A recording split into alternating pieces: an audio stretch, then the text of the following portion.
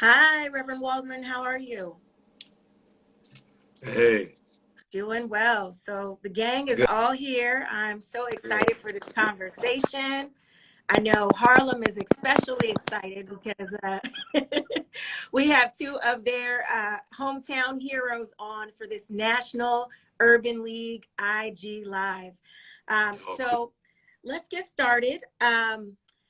Welcome to all of you who have joined us. I am Jerica Richardson, and I serve as the Senior Vice President for Equitable Justice and Strategic Initiatives at the National Urban League.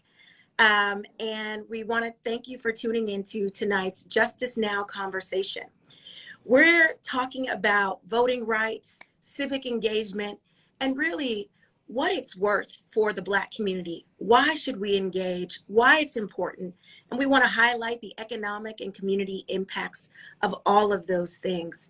Um, Joining me here this evening, uh, first and foremost is the Reverend Michael A. Rawrand, who is the senior pastor at First Corinthian Baptist Church in New York, in Harlem. And we also have David Clooney, who is the executive director of the Black Economic Alliance. Thank you both for joining us this evening. Thank you for having me. Thank you for Thank having you for us. Yeah, well, for me, this is a little bit of a precursor because I know Saturday I'm going to be watching Morehouse versus Howard. And so, David, I know you're representing Howard Law, and, Pastor Mike, as you are affectionately known by so many. I know you are there for Morehouse. So it's exciting. It's going to Absolutely. be a battle of the HBCU Titans. I wish I could confidently say I feel victory is imminent, but you know. I wasn't going to start. Mhm. We'll just have a good game on Saturday. Yeah, we're looking forward to it. Well, this Spelman night is excited. I'm just so glad that we can have this conversation and really talk about something that's critically important in our community. So I want to take a step back.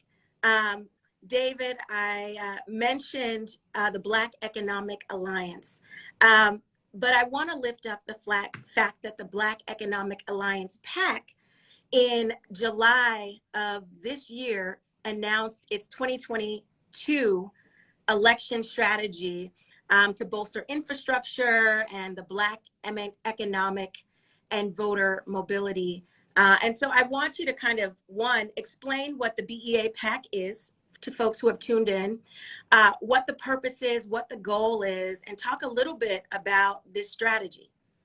So thank you so much, Jerica, for having me. And it's really a pleasure to be on, not only in my capacity as executive director of the Black Economic Alliance, but I also moonlight as a board trustee member for the National Urban League, which is a true honor to work with you all and all the work you do. And I will say, Pastor Mike, this is a real honor of mine to share the screen with you. If I could tell you how many times I've been stopped in Harlem, on airplanes, and other cities, Pastor Mike.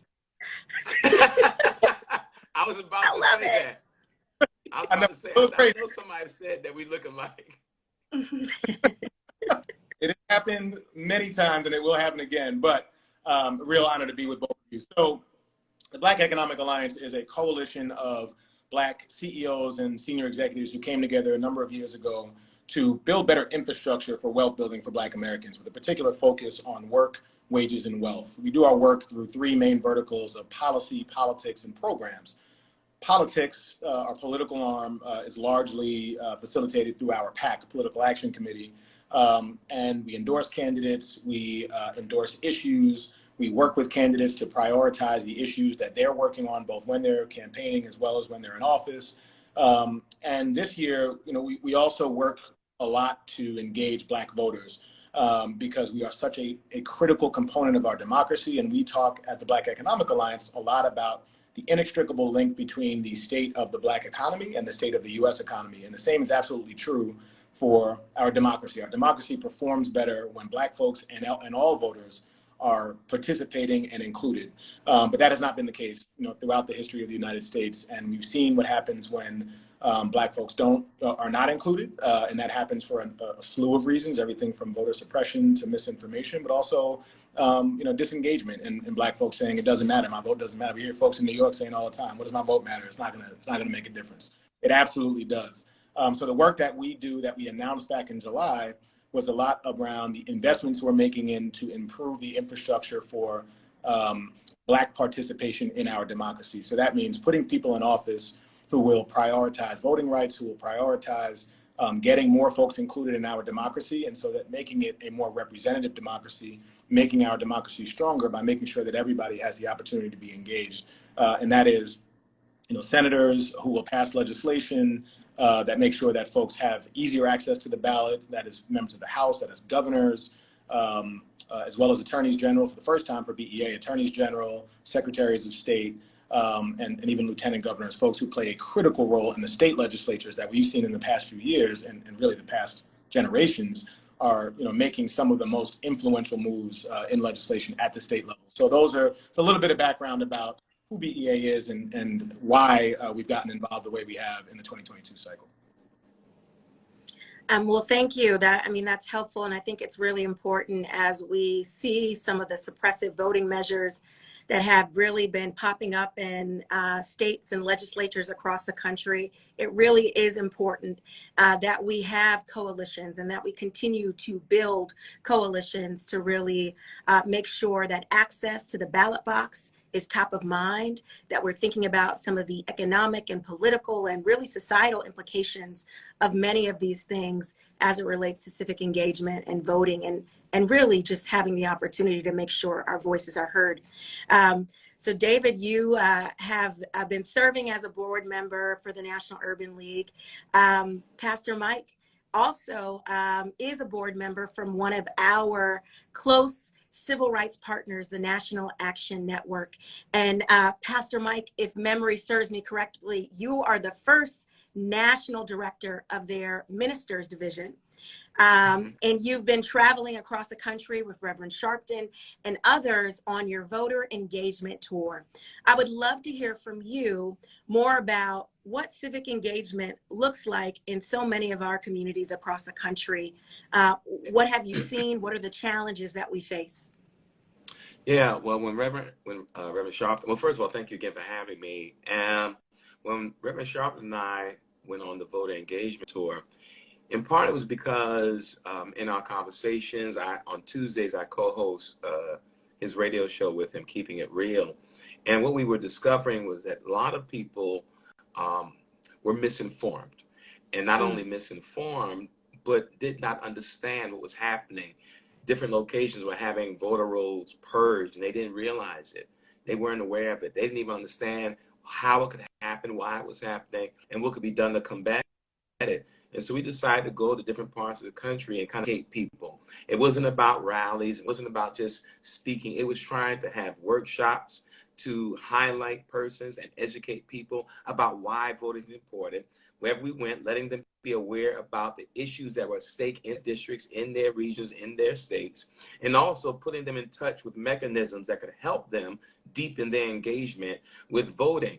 You see, I heard Brother David say it earlier, a lot of people are disengaged, and they disengage often because of frustration and apathy, but that apathy comes from a place because they don't always see the connection, as was said, between their participation, their engagement, and any outcomes connected to the issues that really plague many parts of our communities. And so what happens is people don't see, if I'm voting, but things are not changing in my community. If I'm voting, but there's no real economic impact that I can trace to my vote. If I'm voting, but I can see no transformation on the community level based on the outpouring of votes that we seek to bring in, then the question becomes, well, why am I still engaging? Why am I still participating? So as was already alluded to, people say, well, why do I vote? It doesn't matter. And so we had to educate people as to why the vote matters. And in some ways, you have to go through kind of a historical tour of how we got to that place, talking about the Voting Rights Act, talking about, the Civil Rights Act, why it was important, and what we do when we engage. Reverend Sharpton liked to say in many places, the only fights we really lose are the fights we don't engage in. And sometimes our disengagement gives an opportunity for someone else to get a free victory, right? And so by engaging the vote, by consistently engaging the vote, because one of the things is, and we come out on big, presidential election years. We're not great always consistently, although we've done better in the past with midterm votes. And we don't understand sustained engagement. the way politics works right now, we know the code word for state rights. We know what state rights mean. You know, that's codified language for a whole lot of other things.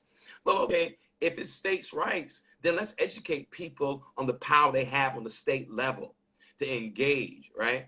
And it's amazing how so many people critique big government until they need big government or want to have a say so in the lives of people. So I think what we discovered, one, is that a lot of people weren't as knowledgeable with regard to the role they played. Two, they weren't as knowledgeable with regard to the myriad of ways we civically engage. And three, weren't aware of some of the restrictive and suppressive laws that were being passed in some of those regions. And so I think that was, doing that alone for those reasons alone was important in empowering people that way. And we got great response. People realized, yeah, I can't stay out. I can't disengage, because they could then trace the line from their vote cast to legislation in their community, right? And the truth is, yeah, we get excited about federal elections, but state politics is critical. Local municipality politics is critical. And as has always been said, all politics is local. Absolutely. I mean, I think that is really important to lift up, because there are times where folks will show up for those presidential elections, you know, every 4 years, but then will not be able to connect the dots and see that they may have missed that mayoral election, and there's this policy that's actually impacting them at home. But they were focused on, well, hey, I voted for Barack Obama, but Barack Obama doesn't necessarily pull those purse strings right there in your community. Right. So I think that's a really important point. And I want to dig a little deeper into that, because David, BEA's strategy really, in this cycle, as we're looking at midterms and beyond, they're encouraging folks to look at these down ballot races. Talk a little bit more about that. Not just the governor, but we're talking about the lieutenant governor, the secretary of state. Talk to us a little bit more about that strategy and what you all are doing to educate voters, as Pastor Mike has been doing with the faith community. But how are you doing that from this Black? Yeah, you know, and Pastor Mike was so right about the need for better education about what our vote does and what happens when we do show up, what happens when we don't show up, and the connection between all of our vote and, you know, the outcome of certain policies that impact the way we live. And, you know, I think about the history of Black folks voting in the United States, you know, after we were no longer, you know, by law property, after that slavery. Within the first few years, you know, of the passage of the 15th Amendment, you had 2 Black senators elected in Mississippi.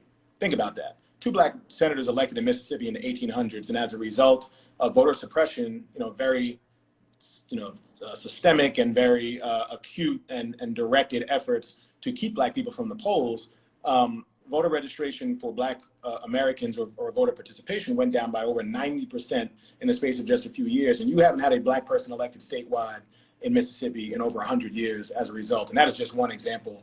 But, you know, when we talk about, BEA speaks in terms of the impact of all the things that we do and don't do on, you know, the greater whole. We talk about the impact of Black folks' participation in the economy, on the larger economy. We talk about the same with our democracy. And as we think about the inflection point that our country is at right now, and that we have a significant number of Americans who have more concern about the integrity of our voting system than they have at any point in our history.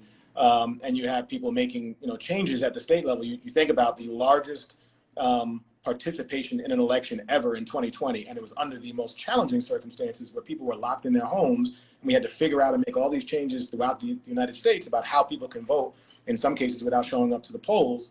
And it was a great victory. It's something we should be celebrating. We did it safely. We did it securely. It was, you know, the Trump Department of Homeland Security called it the most secure election in American history in 2020. And instead, in reaction to that, you had almost 400 bills passed by over 49 states that were essentially trying to put in place restrictions to how people can vote and taking away a lot of the gains that we had made just in the year 2020, but over the last number of years.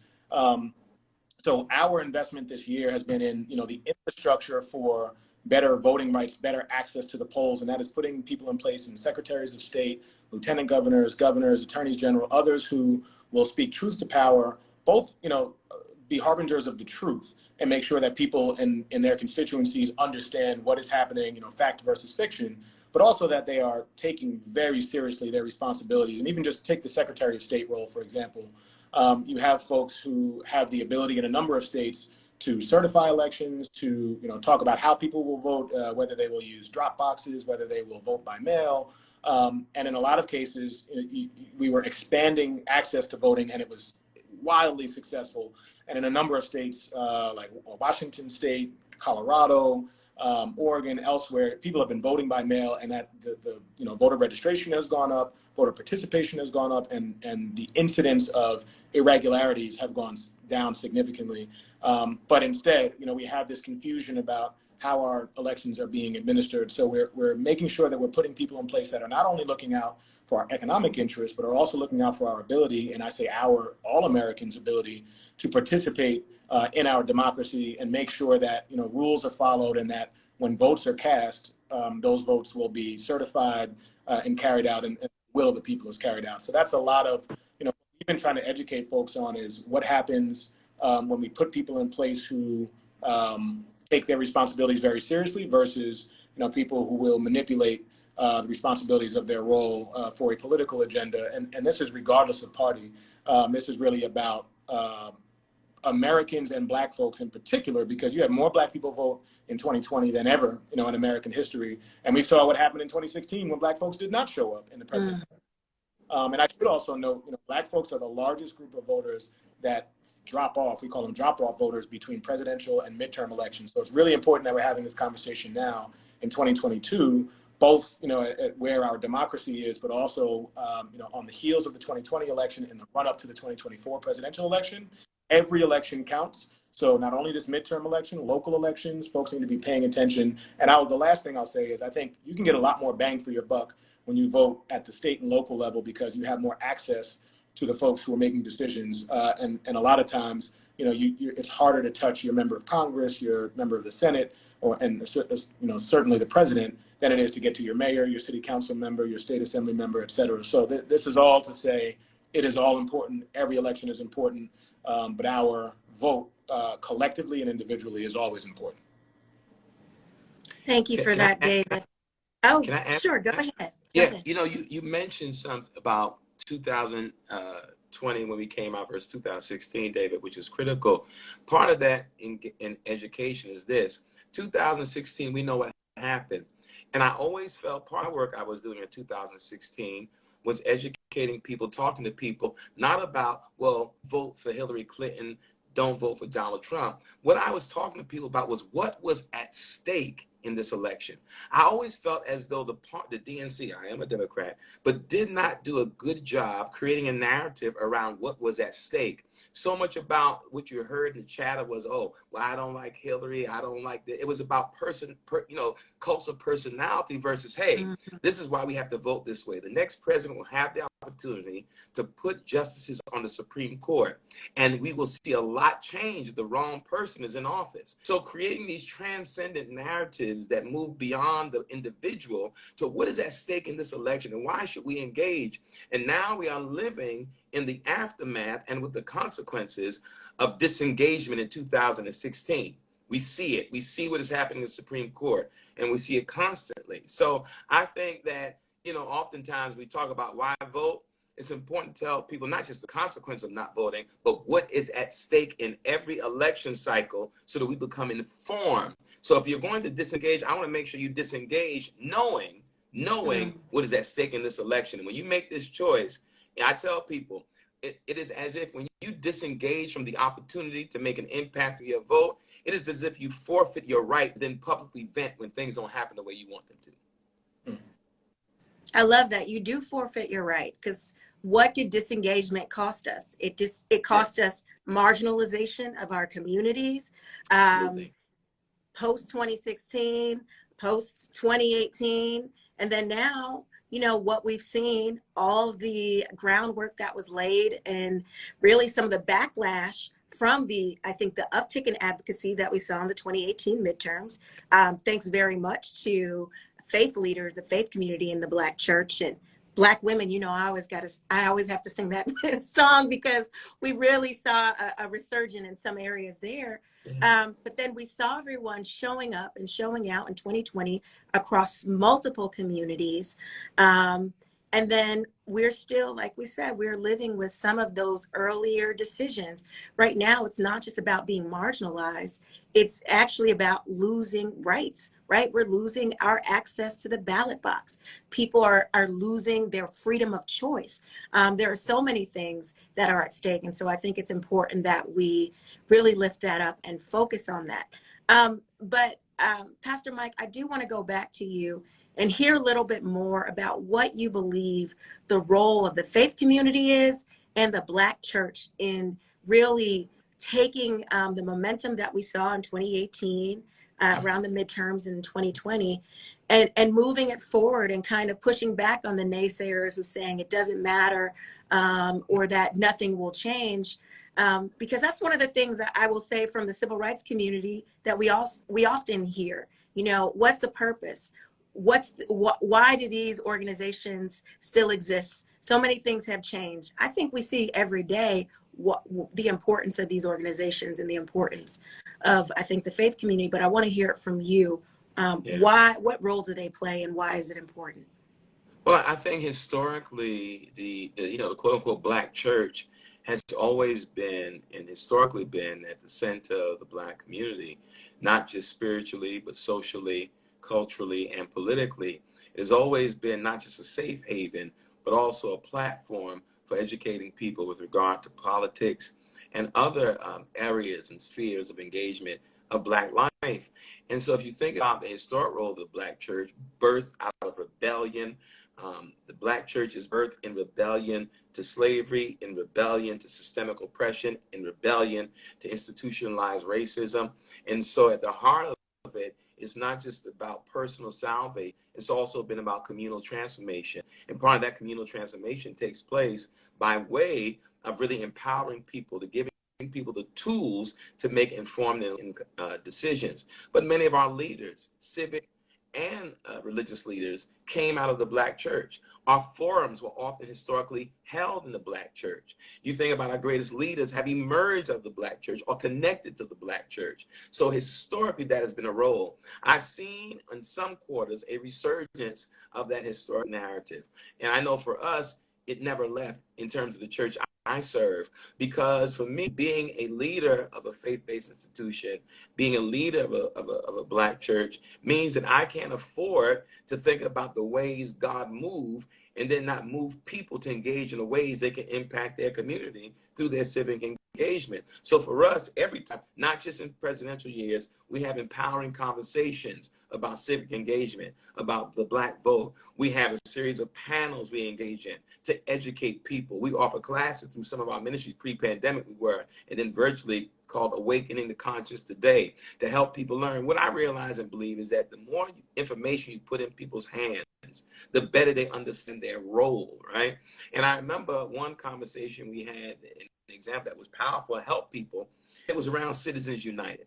I remember I was on the phone, I was on a radio show with Reverend Sharpton in 2010. He was in DC when the Citizens United came down. I remember asking Rev, how many people are out there? And he said something like 300. I thought about that. There were about 300 people outside the Supreme Court when that Citizens United decision came down. That's nothing.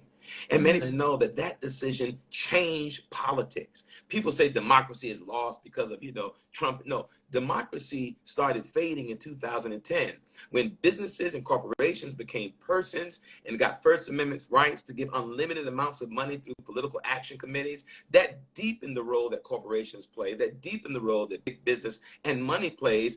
And it is no longer about, well, what are the ideas?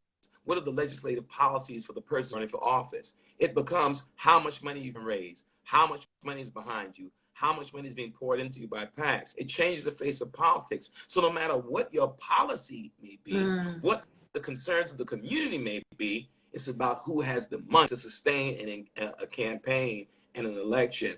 And that's an example. Many people didn't understand the impact of that. But again, once again, we're now living in the aftermath. And we made sure we did our part and the best we could to educate people around what was taking place in that moment and why it was critical for us to be knowledgeable of that decision and how that decision changed the face of American politics for the worse. Right. So I think the church has always had that role and can reclaim it. And I want to see the church reclaim it en masse. But at the same time, I don't want to romanticize the role of the church either in the civil rights movement. People often think the church was at the forefront. That's a romanticized view. There were many black denominations. The largest black denomination of black religious people voted not to support Dr. King. Right? You don't realize that. Voted not to support Dr. King, the National Baptist Convention. And so when we see those images, eyes on the prize, we watch PBS, often people don't realize we're seeing the same people in the same churches that have been engaged. And so we romanticize the role of the church, right? And but now reclaim the role of the church as it was a force of rebellion against the stripping away of rights, of livelihood, of life. And that's what I hope to see. I love that. The church as rebellion. Well, there is a lot to rebel against right now, and I will say that. Right. And Right. Your point about who's holding the money. Now, David, you know I got to go to you about who's holding the money. Because in the same way that Pastor Mike lifted up kind of the early precursors to the erosion of our democracy that we're seeing by the increase in influence that the business community had. You know, of late, of the past few years, we've been having this conversation. We've been working with you at BEA as we've seen all these suppressive voting measures popping up across the country. Some of them targeting souls to the polls, right? You know, which has been a great vehicle for the Black church. And I will say, David, at times it has been a struggle when we have reached out to different corporations and members of the business community. Many folks have wanted to fall back and say, oh, well, you know, we need to stay out of politics. We're not political. And I would argue that democracy isn't a partisan issue, right? It is fundamental and it's the foundation of who we are as a country. Now, there's always edits and revisions, but democracy is really part of our foundation. And so I will say that, David, you were very early on, very engaged on this issue and educating people about these suppressive measures and really educating a lot of the folks in the business community about why sitting on the sidelines really just doesn't stand in this day and age. I'd love for you to talk a little bit more about that because the business community has so much influence. Where do we need them to be right now? Yeah, it's a great question. And the reason that BEA stepped in there is because we started the organization to be additive to the great work that organizations like National Urban League, National Action Network, and others have been doing for over 100 years. But, you know, there are still some places missing. And Vernon Jordan, when he, you know, former National Urban League president, oversaw and kind of blessed the formation of the Black Economic Alliance, was very much in his right. He had been, you know, a power broker within business and politics for many years.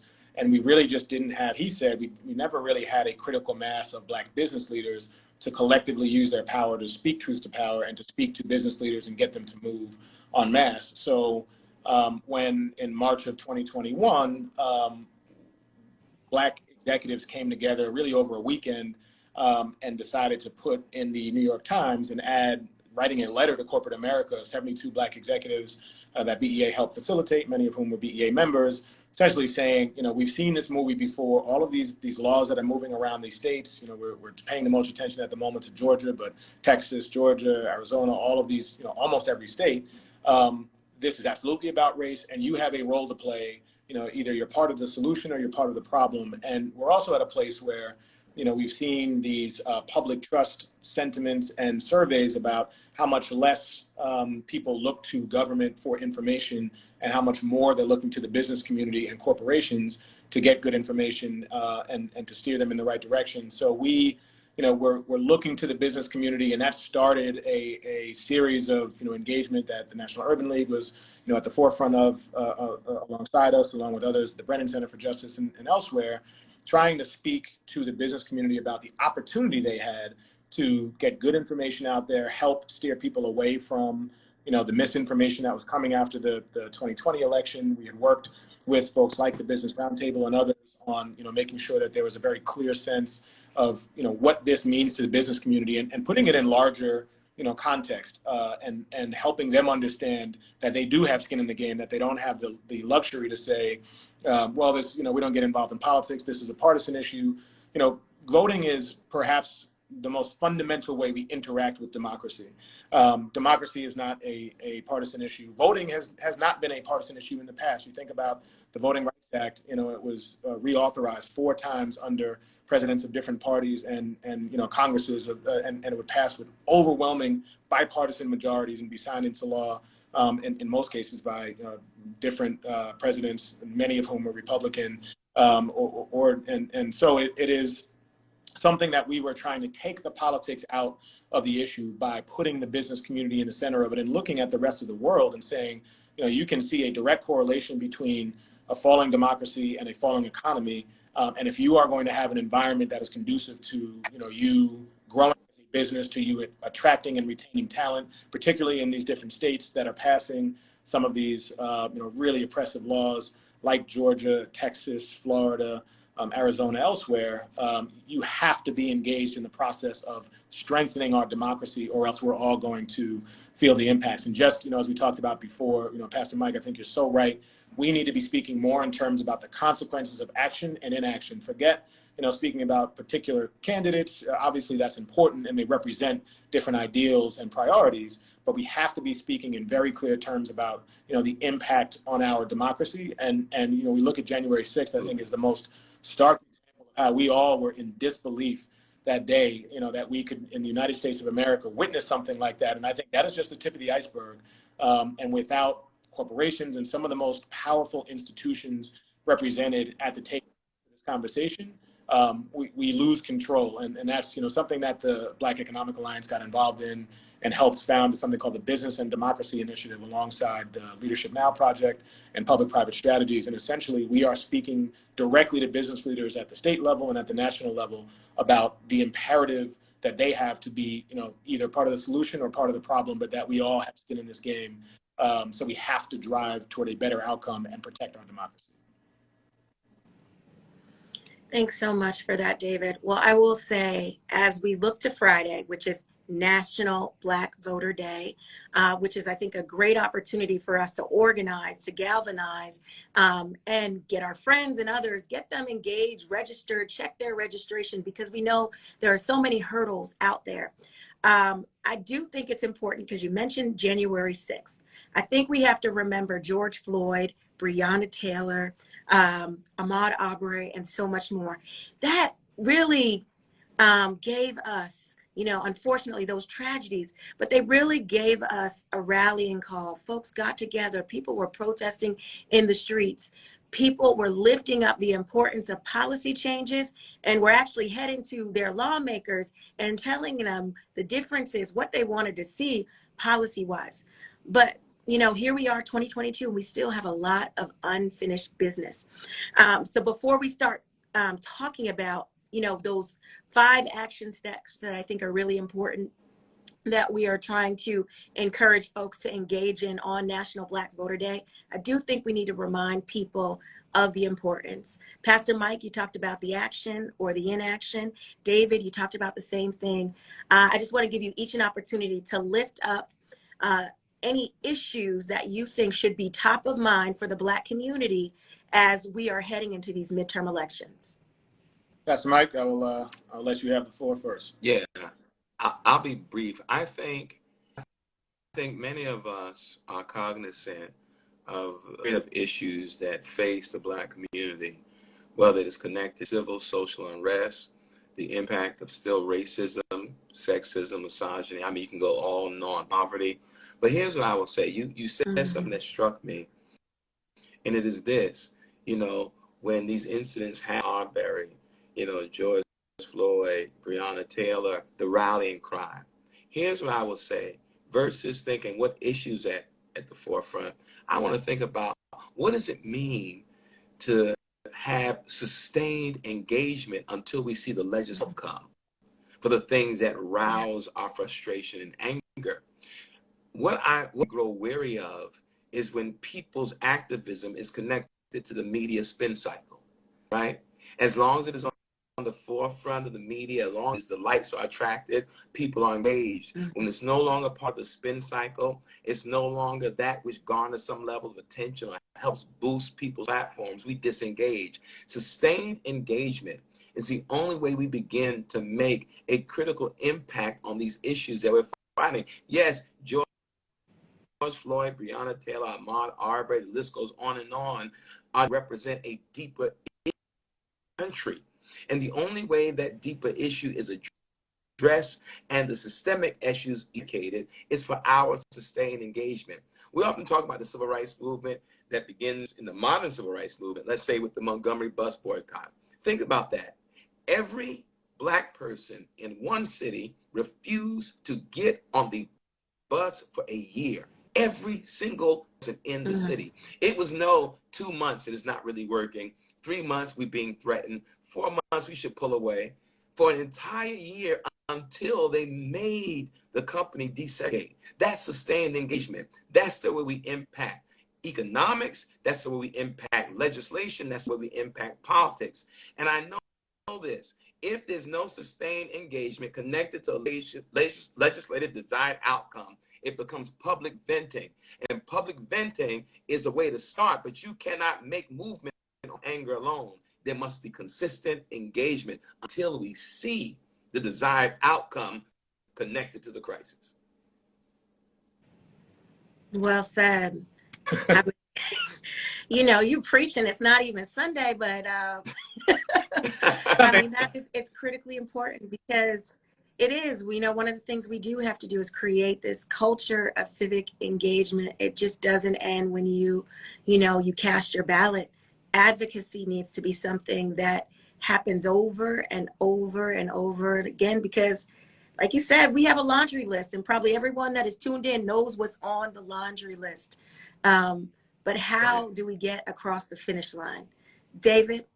Yeah, and you're absolutely right. I'll extend saying sustained engagement is so important. So a central tenet of what the Black Economic Alliance has been trying to do is increase Black political power, increase the place at the table of politics and decision making and policy making that Black Americans have, both as voters, as engaged members of our and as donors as well. But I think about two main things, just two examples of what is at stake from an issue perspective in this election. Is the state of our democracy.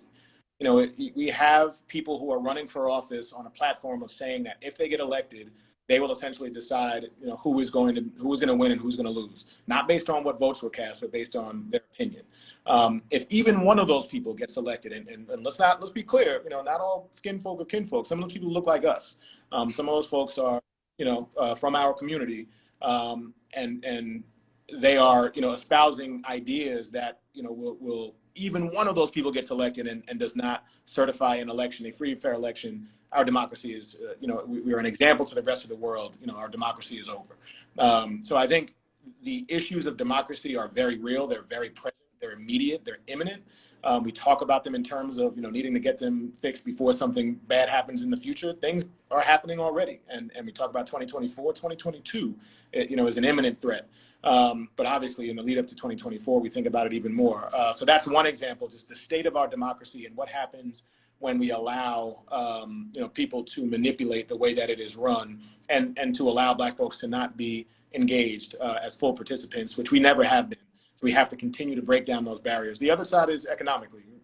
I run the Black Economic Alliance. We talk in terms of economics. And you think about the redistribution of assets that has happened in the last 2 years. We've passed some of the largest legislation in congressional history, over trillions of dollars that have gone into the economy.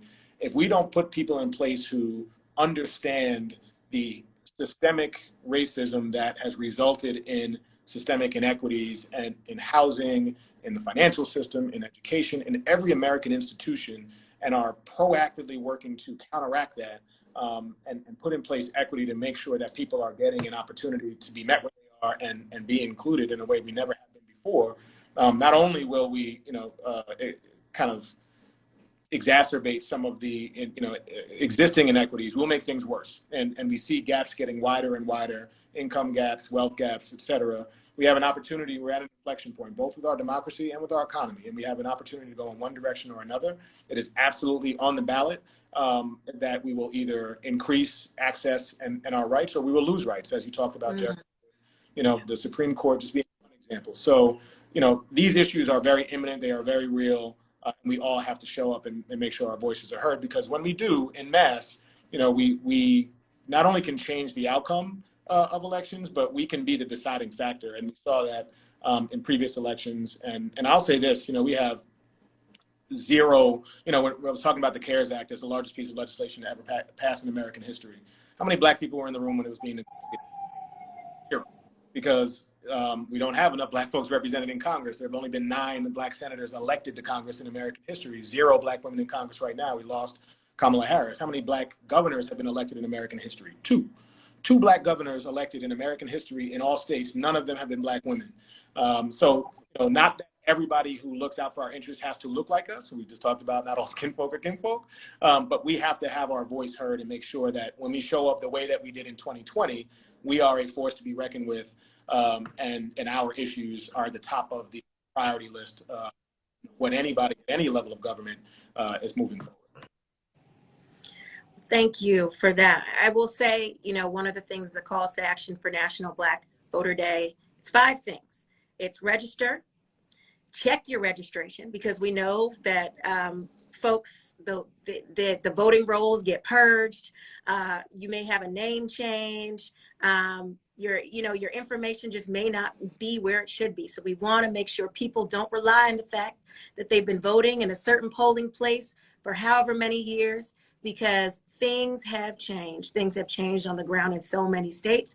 And so what may have worked for you in 2018 or 2020, let's be clear, it may not work for you this time around. So take the time ahead of time to check.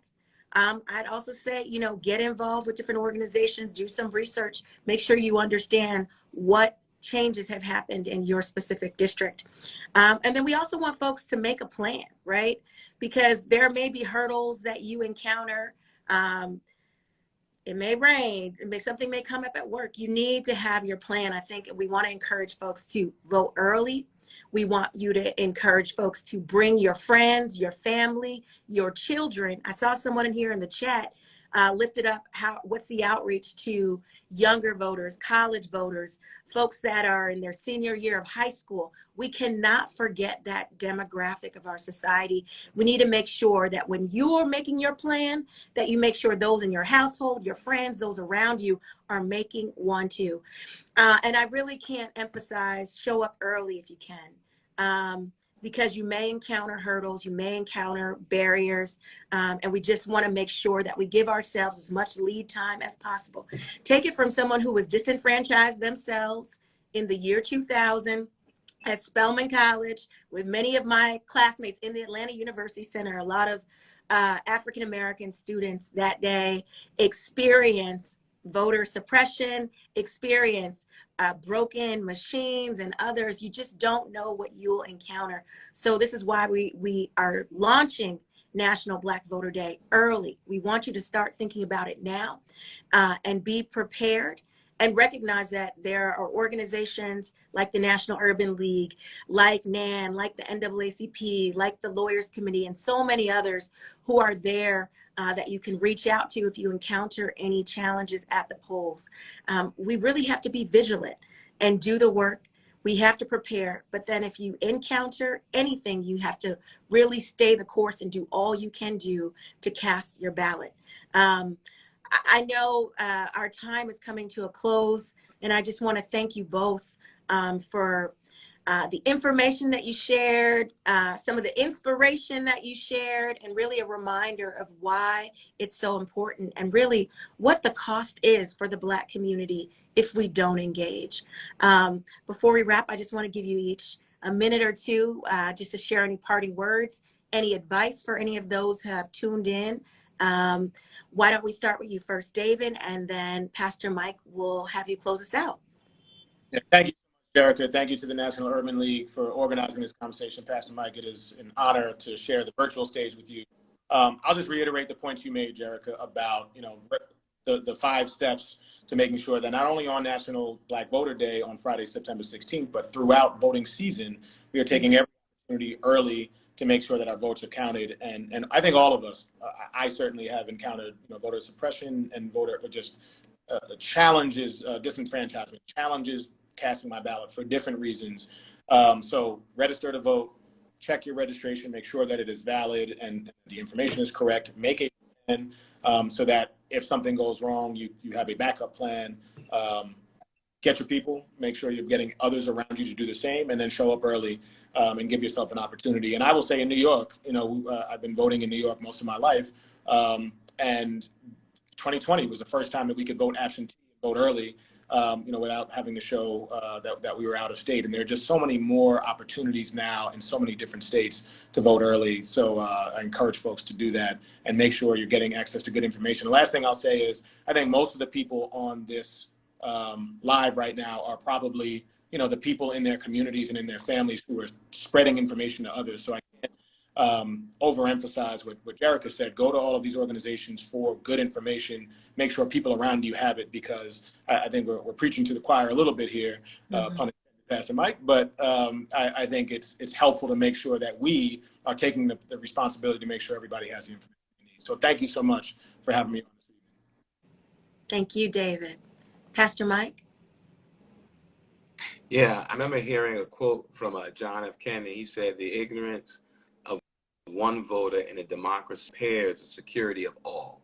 I'm going to say that again. The ignorance of one vote in a democracy impairs the security of all. And that's why I push. We have to be vigilant to educate ourselves. I don't think we can wait for someone to activate or galvanize our energy around voting to do that work. We have to empower ourselves. We have to educate ourselves. Those of us who have opportunities to lead people or who lead organizations, who we know the imperative and critical importance of voting, we have to also be committed to empowering our people so that we don't miss our opportunity to make ourselves and our presence noted in the democracy. We do that by voting.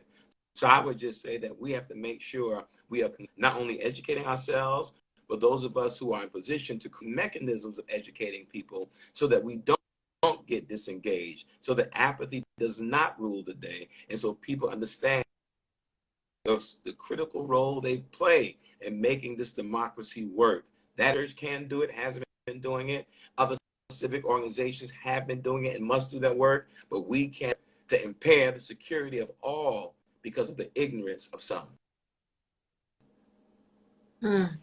I love that. So if you didn't know before, we all have a role to play and we all have a responsibility in this work. David, Pastor Mike, I thank you both for your leadership, for your service, for your continued work on behalf of our communities. And I want to thank everyone who has joined us today. Thank you for tuning in. Please share the information you may have heard or learned today. Spread the word. We have a lot of work to do, y'all. And just remember, the time for justice is always now. We'll see you next time. Take care.